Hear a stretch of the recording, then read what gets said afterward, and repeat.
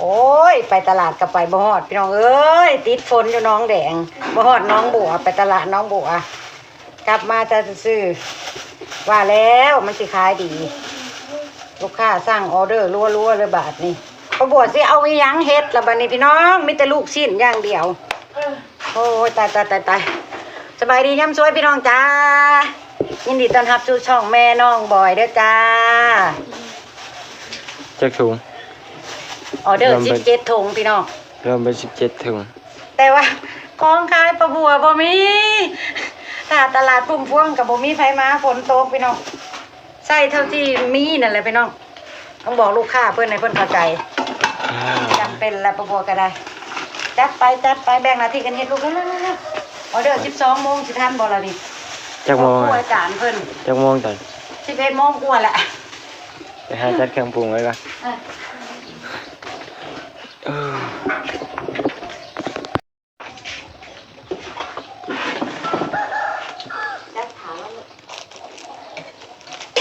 17ถุงสิบ่จะรวมหรือว่าจะแยกพวกผู้น่ะก็รวมถุงไงน้องหมอนี่ก็รวมถุงโลถุงไปแยก7ชุดเลยลูกสิไปได้12ถุง12ถุงนี่ต้องแยก2ชุดเอาหยังกระปุกกระปีใส่ไว้ลูกน้ำซื้อเ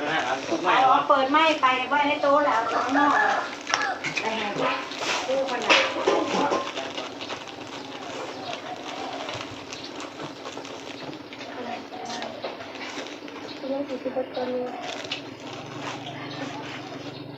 ใส่คือว่ามีธงใหญ่อยู่ไหมเนี่ย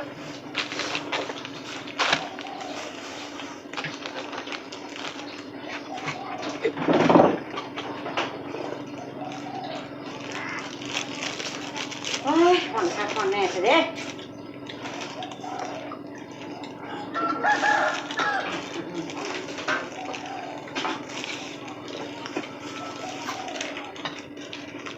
จัดเครื่องปรุง3 4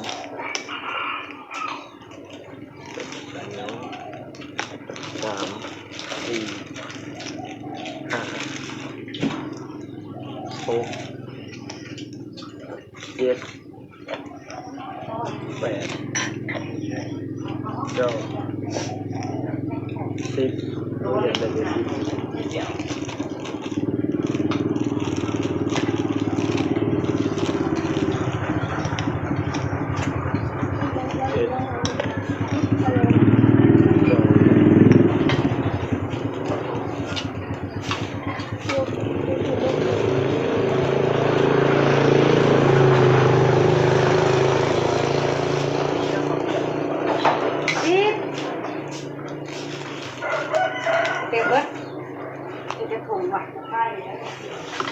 ได้ห่ออีกบ้างละ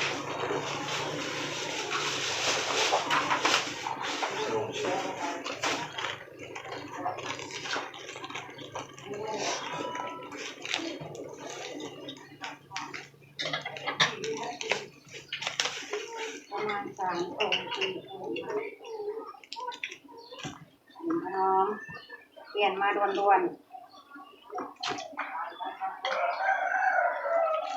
บอกเป็น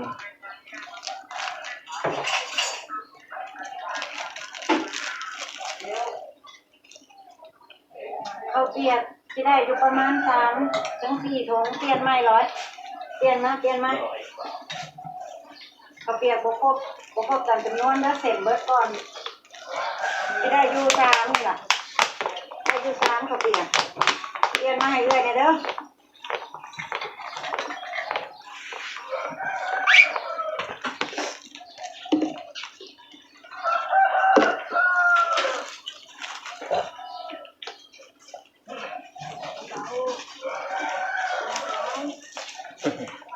อิ่มอ่ะ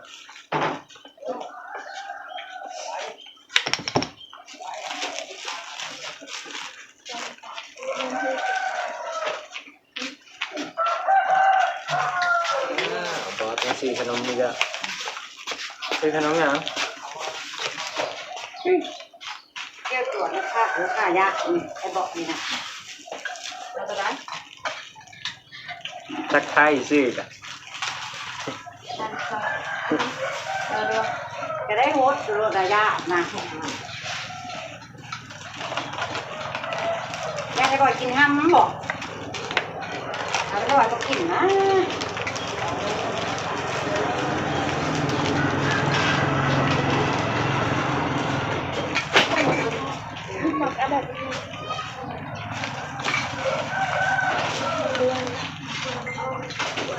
ข้างไงเนี่ยข้างไงเนี่ย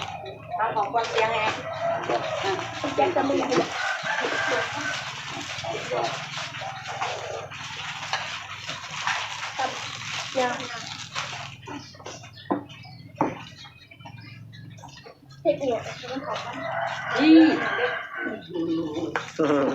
ปกลุ่มหูโทรศัพท์ลูก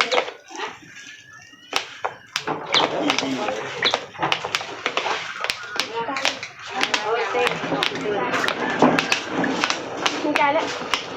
เด้อขอใจยังแนบเลยยังแนบไอ้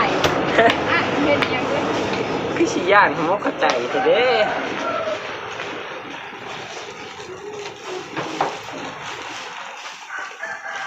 4 6 8เล็กน้อยบ้านนี้ต้องใช้ย่านเฮาทุกคนเหมือนกัน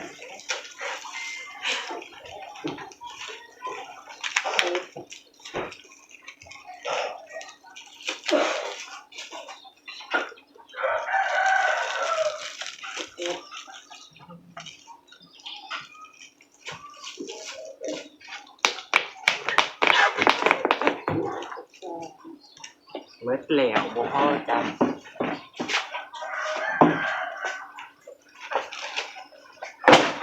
พอดี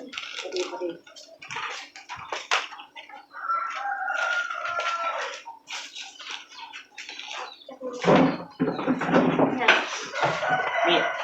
ซอยจะซอยแม่ค่ะ เอาเล่งมือสองเท้า เร่งกับสิท่านบ่ล่ะ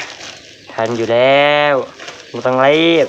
จะเป็นยังดอกแจ้งเพิ่นแล้วว่าซาแน่ก็บ่ว่ากันเด้อโดยเพิ่นก็ว่าอยู่ ตัวซ่าเฮากะ มันหลายเจ้าเลย สั่งสามของกันเป็นจังซี่ได้ของก็บ่ค่อยพบมื้อนี้ ข้าวเปียกกับลูกค้าอีกได้ข้าวเปียกก็บ่ได้ซับ ได้แต่บ่ครบ ห่างแง่กับบ่มีให้เมื่อ ค่าจะได้ข้าวเปียก6 ถุงสิได้อยู่ประมาณ3 ถุงนี่แหละเอาละ ซ้ำที่มี เอาตามที่นี้ เปลี่ยนเป็นเส้นอื่นแทนเยี่ยม ฮะไปโรงเรียน น้ำซุปฮอน 12ไปโรงเรียนน่ะ ๆเขาเจ้ามาเอาเองหาถุง ไปบ้านช่างนี่หาถุงเป็น17 ถุงไปโรงเรียนน้องบ่อยเห็นไหมพี่น้องน้องบ่อยเขาโรงเรียนนั่นแหละเพิ่นอุดหนุนประจำดอกโดนเพิ่นกะขึ้นจากแล้วเพิ่นกะมาอุดหนุน อุดหนุนกับบ่แม่นเทละน้อยครูอาจารย์หลายคนเนาะ หลายคนให้ครบกันหั้นแหล้วเพิ่นกะ ให้ครบกัน แล้วประบวชจังหวะคล้องท้ายเบิดแอยากบื่นไปมื้อเช้าเนี่ยเราปัดไปแล้วมันบ่คือพี่น้องเอ้ยทางมันลำบากคนผัดบ่หยุดคนบ่หยุดอีกอย่างหนึงกับแม่ค้าก็ยันเขาเจ้าบ่ลงขายหั่นแหละฝนตก ฝนตกบ่ ยัน มา เขา เช้า เจ้าเก็บเมื่อเบิด ใช่ฝนตกแห้งบ่เฮาเนี่ยบ่แห้ง ก็ใช่ยันนั้นลูกค้ามาแนวนี้แหละยันเฮ็ดออเดอร์เป็นลูกค้าบ่ได้บ่อยากผิดพลาดก็ผิดพลาดคือ บิ๊กตักกะปิใส่ถุงน้อยให้ครูอาจารย์เพิ่นหน่อยเด้อเด้ในกระป๋องน่ะเอามาให้โลด ตัวไม้น่ะไปเปิด ตักใส่ถุงตัวหาถุงน่ะตักใส่จักหน่อย เอาไว้ปลูกเส้นจักหน่อยแล้วเอารถเด้อ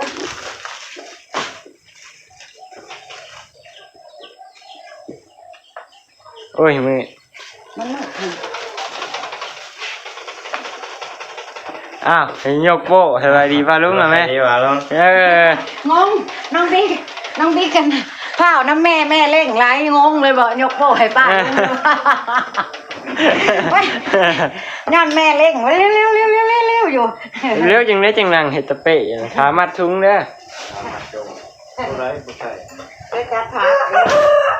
ฮะ สุดท้ายจังอันบ่ใส่ถั่วงอก2ถุง น้องบอยก็จัดเครื่องปรุงเรียบร้อยเหลือแต่มัดถุงน้ สุดท้ายบ่ใส่ถั่วงอก2ถุงอย่าลืมเตือนข่อยเด้อ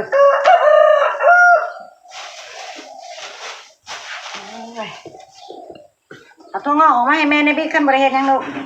เอามาตัดปากถั่วไว้ให้แม่ลูก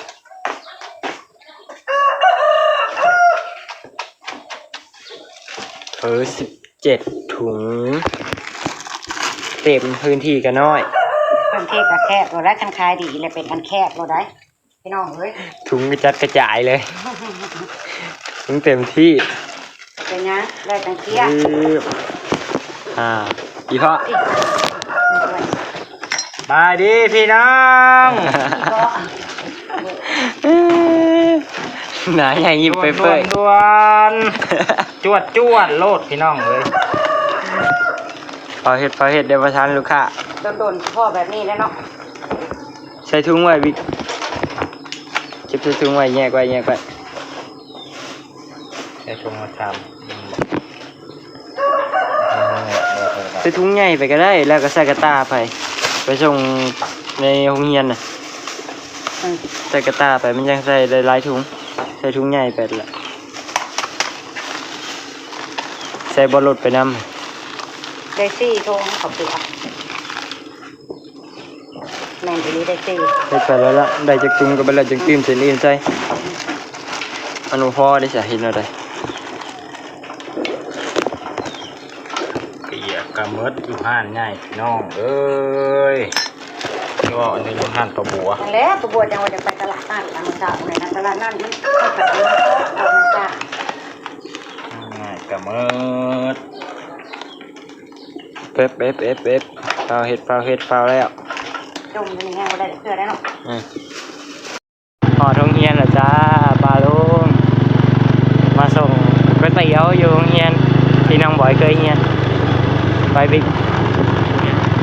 เอาเลยผู้จันนี่บอกจันยังไปลงพอแล้วพอแล้วไปส่งให้เพื่อนนี่เอาไปตั้งไว้ในระเบียงนี่เดี๋ยวเพื่อนก็ย่างมาเอา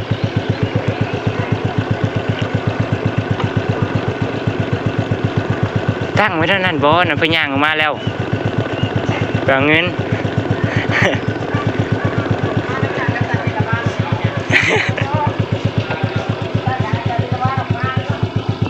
เรียบร้อยเก็บยอดเรียบร้อย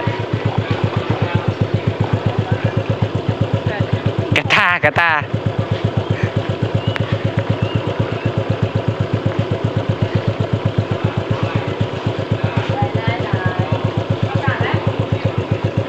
ยังว่าสิว่านน่ะจ้ะ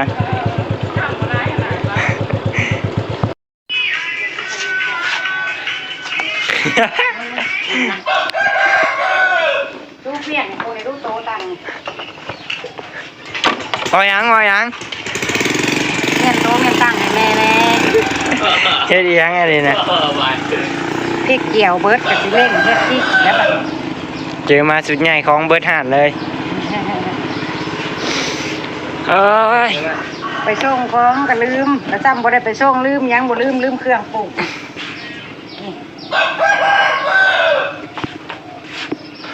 ได้ส่งใหม่อีกรอบคลิปนี้ก็สิเก็บภาพบรรยากาศไว้สำนี้เด้อฝากกดไลค์กดแชร์กดติดตามให้แม่น้องบอยหน่อยเด้อ เอ้ยยังโทรศัพท์ก็มีแต่น้ำเยอะอยู่สบายดีพี่น้อง บาย